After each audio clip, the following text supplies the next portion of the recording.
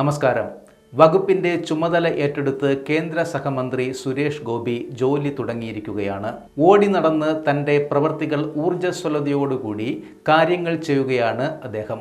ഇപ്പോൾ പല സുപ്രധാന വിഷയങ്ങളിലും ISRO ചെയർമാൻ S സോമനാഥനുമായി കൂടിക്കാഴ്ച നടത്തി കേന്ദ്ര സഹമന്ത്രി സുരേഷ് ഗോപി. മുല്ലപ്പെരിയാർ വിഷയങ്ങളെക്കുറിച്ച് ചർച്ച ചെയ്യുന്നതിനാണ് ഇരുവരും കൂടിക്കാഴ്ച നടത്തിയത്. ബംഗളൂരുവിലെ ISRO ആസ്ഥാനത്തായിരുന്നു കൂടിക്കാഴ്ച. ISROയിലെ ശാസ്ത്ര സാങ്കേതിക വിദഗ്ധരുമായും അദ്ദേഹം ചർച്ച നടത്തി.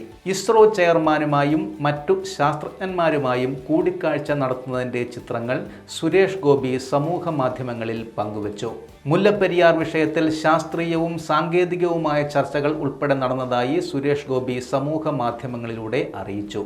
ഇസ്രോ ആസ്ഥാനത്തെത്തിയ സുരേഷ് ഗോപിക്ക് ചന്ദ്രയാന്റെ രൂപത്തിലുള്ള ഉപഹാരവും സോമനാഥ് സമ്മാനിച്ചു. കഴിഞ്ഞ ദിവസം അണക്കെട്ടിന്റെ സുരക്ഷയുമായി സംബന്ധിച്ച് മേൽനോട്ട സമിതി പരിശോധന നടത്തിയിരുന്നു. പരിശോധന നടക്കുന്ന സ്ഥലത്തേക്ക് മാധ്യമങ്ങളെ കടത്തിവിടാത്തതിൽ വലിയ വിമർശനങ്ങൾ ഉയർന്നിരുന്നു. ജനങ്ങളിൽ നിന്നും പലതും ഒളിക്കുന്നതിനാലാണ് ഇത്തരത്തിലുള്ള നടപടികൾ സ്വീകരിക്കുന്നത് എന്ന ആക്ഷേപമാണ് ഉയരുന്നത്.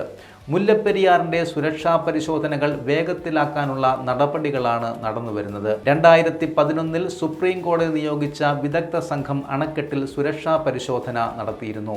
2018 വീണ്ടും പരിശോധന നടത്തണമെന്ന് സുപ്രീം കോടതി ഉത്തരവിട്ടെങ്കിലും തമിഴ്നാടിന്റെ നിസ്സഹകരണം മൂലം അതിന് കഴിഞ്ഞതും ഇല്ല.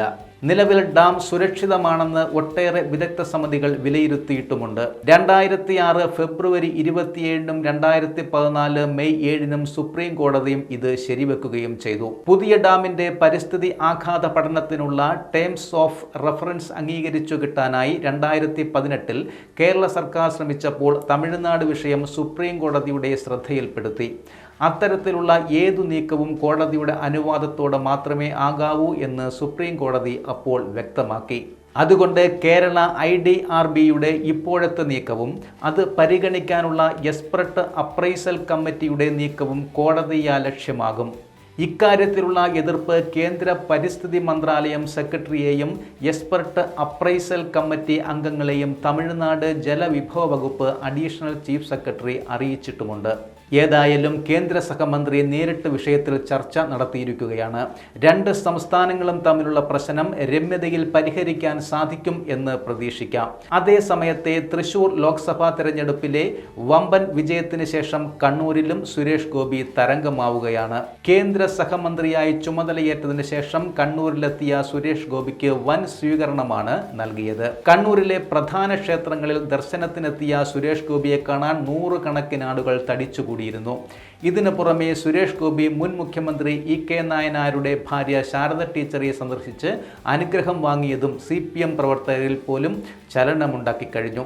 കഴിഞ്ഞ ലോക്സഭാ തെരഞ്ഞെടുപ്പിൽ CPM പാർട്ടി ഗ്രാമങ്ങളിൽ നിന്ന് BJPയിലേക്ക് വോട്ടുകൾ ചോർന്നതിന് പിന്നാലെയായിരുന്നു സുരേഷ് ഗോപിയുടെ സന്ദർശനം. കണ്ണൂരിനോട് തനിക്ക് താല്പര്യമുണ്ടെന്നും കണ്ണൂർ തനിക്ക് തരണമെന്നും സുരേഷ് ഗോപി പറഞ്ഞത് വലിയ വാർത്താ പ്രാധാന്യം നേടിയിരുന്നു.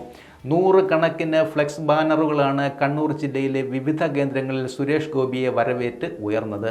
ഇപ്പോഴിതാ പറശ്ശിനിക്കടവ് ക്ഷേത്രത്തിൽ ദർശനം നടത്തിയ സുരേഷ് ഗോപിക്കായി മുത്തപ്പൻ വെള്ളാട്ടം കഴിച്ച് സായുജ്യമടഞ്ഞിരിക്കുകയാണ് ഒരു ആരാധകൻ. ലോക്സഭാ തെരഞ്ഞെടുപ്പിൽ തൃശൂർ മണ്ഡലത്തിൽ നിന്ന് BJP സ്ഥാനാർത്ഥി സുരേഷ് ഗോപി ജയിക്കാൻ വേണ്ടിയാണ് കണ്ണൂർ സ്വദേശി ഒരു നേർച്ച നേർന്നത്. സുരേഷ് ഗോപി ജയിച്ചാൽ തൻ്റെ വീട്ടിൽ മുത്തപ്പൻ വെള്ളാട്ടം കഴിപ്പിക്കാമെന്നായിരുന്നു നേർച്ച. തെരഞ്ഞെടുപ്പ് ഫലം വന്നപ്പോൾ സുരേഷ് ഗോപി വൻ ഭൂരിപക്ഷത്തിൽ ജയിക്കുകയും ചെയ്തു. കണ്ണൂർ തളിപ്പറമ്പ് പാച്ചേനി സ്വദേശി പ്രിയേഷ് നേർച്ചയും നടത്തി. സുരേഷ് ഗോപി പകർന്നാടിയ കഥാപാത്രങ്ങളോടും അദ്ദേഹത്തിന്റെ ജീവകാരുണ്യ പ്രവർത്തനങ്ങളോടുമാണ് പ്രിയേഷിന് ആദ്യം ആരാധന തോന്നിയത്. സുരേഷ് ഗോപി BJPയിൽ എത്തിയതോടെ ആരാധന ഏറി. 2 തവണ തെരഞ്ഞെടുപ്പിൽ മത്സരിച്ച് പരാജയപ്പെട്ടപ്പോൾ ഏറെ വേദന തോന്നിയെന്നും അദ്ദേഹം പറയുന്നു. അങ്ങനെയാണ് ഇത്തവണ വിജയിച്ചാൽ മുത്തപ്പൻ വെള്ളാട്ടം കഴിപ്പിക്കാമെന്ന നേർച്ച നേർന്നത്. നേർച്ച നടത്തുന്ന വിവരം പ്രിയേഷ് ഫ്ലെക്സാക്കി വീടിന് സമീപത്ത് സ്ഥാപിക്കുകയും ചെയ്തു. നന്മയുടെ വിജയം യാഥാർത്ഥ്യമായതിന് ശ്രീ മുത്തപ്പൻ നേർച്ച വെള്ളാട്ടം എന്നെഴുതിയ ഫ്ലെക്സിൽ എല്ലാവരെയും പ്രിയേഷ് സ്വാഗതവും ചെയ്തിരുന്നു.